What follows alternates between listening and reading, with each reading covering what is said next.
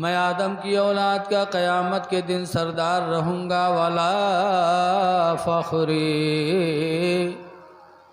और सरकार फरमाते हैं इसका मुझे कोई फ़ख्र नहीं है। अल्लाह अल्लाह सुभान अल्लाह सुभान अल्लाह। पूरे आदम की औलाद के सरदार हैं और सरकार को कोई फ़ख्र नहीं। और यहाँ एक गांव के प्रधान हो जाते तो के फ़ख्र के ठिकाने नहीं। बोलो, एक मदरसा के मुहतमिम बन गए तो उनके रुआब के ठिकाना नहीं। मस्जिद के मुतवल्ली बन गए तो उनके रुआब का ठिकाना नहीं। अपने नबी से सुन्नत हासिल करना चाहे, नबी से तरीक़ा हासिल करना चाहे कि क़यामत के दिन आदम की औलाद के मेरे पैगंबर सरदार हैं, फरमाते हैं, और मुझे कोई फ़ख्र नहीं है। फिर आगे फरमाते वाअव्वलु शाफ़िउन, और सबसे पहला मैं शफ़ाअत करने वाला बनूंगा। बेशक सुभान अल्लाह सुभान अल्लाह। सबसे पहले शफ़ाअत करूंगा। वअव्वलु मुशफ़्फ़अन, और सरकार फरमाते सबसे पहले मेरी शफ़ाअत कबूल की जाएगी। सुभान अल्लाह सुभान अल्लाह। सबसे पहले शफ़ाअत करेंगे और नबी की शफ़ाअत सबसे पहले कबूल होगी। तो इस हदीस से पता चला कि हुजूर शफ़ाअत कराएंगे। बेशक बोलो, बेशक। एक हदीस से और साबित है। मिशकात शरीफ में वो हदीस है, अन जाबिरिन, हज़रत जाबिर से रवायत है, क़ाला क़ाला रसूलुल्लाह, कहते अल्लाह के रसूल ने इरशाद फरमाया, मन क़ाला हीन यस्मउ निदा, जो बोले जिस वक्त अज़ान सुने, अज़ान सुने और बोले, क्या बोले, अल्लाहुम्मा रब्ब हाज़िहि दावति ताम्मा, यानी अज़ान सुनने के बाद ये दुआ पढ़े तो हुज़ूर फरमाते फ़कुन्तु लहू यौमल क़ियामत शाफ़िअन व शहीदा। सुभान अल्लाह सुभान अल्लाह माशा। तो हुज़ूर फरमाते मैं क़यामत के दिन उसकी शफ़ाअत करूँगा और उसके ईमान की गवाही दूँगा। सुभान अल्लाह सुभान अल्लाह। इस हदीस से पता चला कि मेरे नबी क़यामत के दिन शफ़ाअत करेंगे। एक हदीस शरीफ में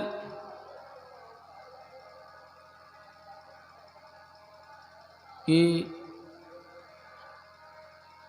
जिसने मेरी उम्मत को 40 हदीस पढ़ के सुना दिया,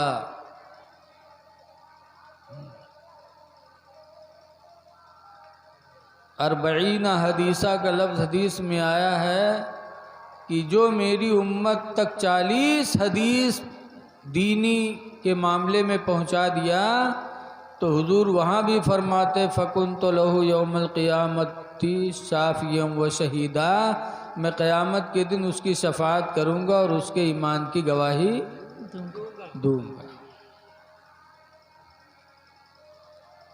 लेकिन एक जगह इसी हदीस को पढ़ रहा था तो मजमा से एक साहब उठे और उन्होंने कहा, मौलाना क्या बता रहे हो, कुरान में है मंजल लजीयस पो। तो हमने कहा क्या मतलब। नानपारा के पूरब एक कस्बा है शंकरपुर चौराहा, उसी के पास एक गांव है बेलवा।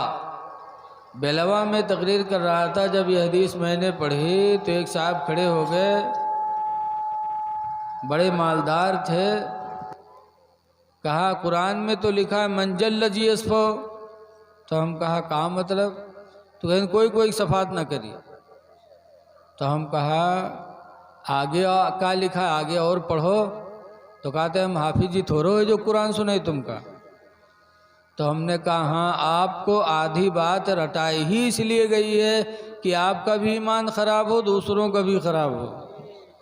अगर पूरी बात बता देते तो आप भी ना बहकते, दूसरे को न बहकाते। तो आगे का लिखा है?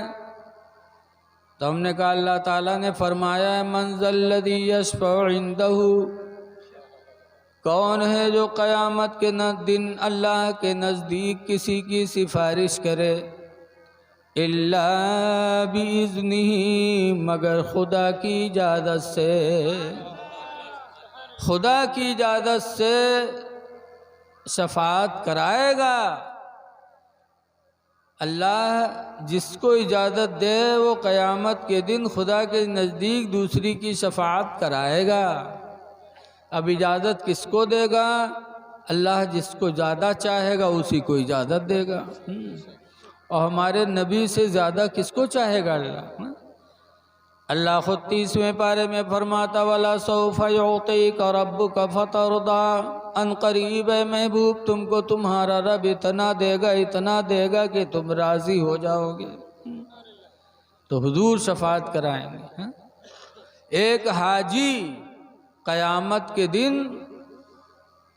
इतने लोगों की शफाअत कराएगा, लिखा है 400 लोगों की शफाअत करा के हाजी जन्नत में लेके जाएगा। बोल दो यार सुभान अल्लाह। लागत है अपने यहाँ कोई हाजी है तो लागत है उससे आप लोग जलत हो, का यही मारे नहीं बोला तो। एक हाजी जिसका हज मकबूल होगा वो हाजी 400 लोगों को लेके जन्नत में जाएगा। लेकिन आजकल हाजी होते हैं गड़बड़, हज के आवत हैं तो के दूसरे की बेईमानी करत हैं, यही मारे आप लोग चुप्पे हो मालूम। इल्ला माशा अल्लाह, वरना अक्सर हाजी गड़बड़ा जाते हैं हज कर एक बाद और जालिम हो जाते, दूसरों को हक मार लेते, दूसरों के माँ बहन बेटी पर गलत निगाहें डालते। हाजी ये नहीं सोचता कि हम वो काम करके आए हैं जिसकी वजह से अल्लाह ने हमारे दर्जात को बुलंद फरमा दिया है, तो हम अच्छे काम करें ताकि लोग हमको अच्छी निगाहों से देखें। लिखा है दिल्ली के जामे मस्जिद के दरवाजे पर एक अंधा भीख मांगे गवा, तो कटोरा रख दी इस दरवाजे पर और मांगे लाग, नमाजी निकले लागे तो मांगे लाग अल्लाह के नाम पर दे दो, अल्लाह के नाम पर दे दो। तो लोग निकले अठन्नी चवन्नी डाले चले जाए, खन्न खन्न बोले तो अंदरवा दुआ दे चला जाए, अल्लाह भला करे अल्लाह भला करे। इतने में एक साहब निकले तो बजाय डाले के जो उन कटोरम रहे का भरे लागे पंजम। जब भरे लागे तो अंदरवा जान गया कि कोनो उठाए लिए जाते, बहाजी झट से गट्टा उके पकड़ ली, वो अंदरवा झट से गट्टा पकड़ ली। तो पकड़े के बाद कहते हैं हाजी भैया छोड़ दो, ये हाजी भैया छोड़ दो, बहुत गरीब हैं हाजी भैया छोड़ दो। तो बहुत चौंके हाजिर रहें तो सोची नरी वो अंधेरा कस के जान गया कि हम हाजी हैं। तो पूछी ना रे तू कस के जाने हम हाजी हैं रे?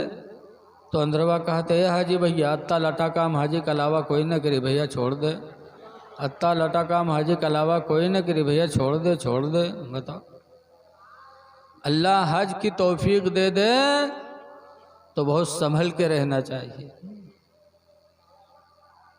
इसलिए कि हदीस पाक में हुजूर फरमाते हैं ताबिउल हज वल उमरा, ऐ मेरे मानने वालों तुम पैदर पे हज करो उम्रा करो। क्यों? लिअन्नहुमा यनफियानिल फ़क़्र वज़्ज़ुनूब, इसलिए कि ये दोनों मुहताजी को भी मिटा देते हैं और गुनाहों को भी मिटा देते हैं। हज करने वाला और उम्रा करने वाला कभी गरीब नहीं होगा, ये हुजूर का वादा है कि अल्लाह ताला उससे मुहताजी को भी मिटा देता है और गुनाहों को भी मिटा देता है। इसलिए अल्लाह हज उम्रा की तौफीक दे तो बहुत संभल के रहना चाहिए।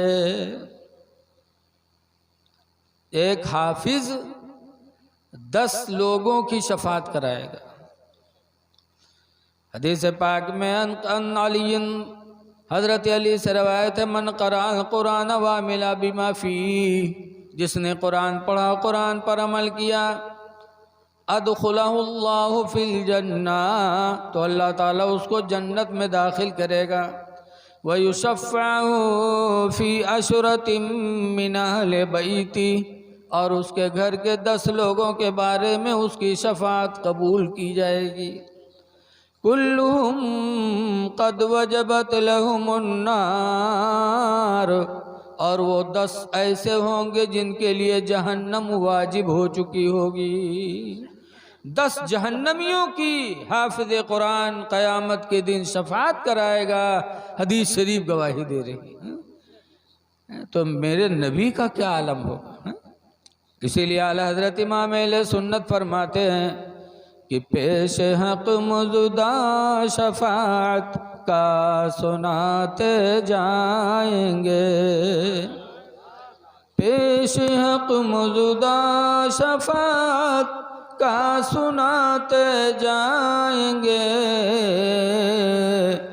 आप रोते जाएंगे, हमको हंसाते जाएंगे। सुभान अल्लाह सुभान अल्लाह। आप रोते जाएंगे, हमको हंसाते जाएंगे। सुभान अल्लाह। इसलिए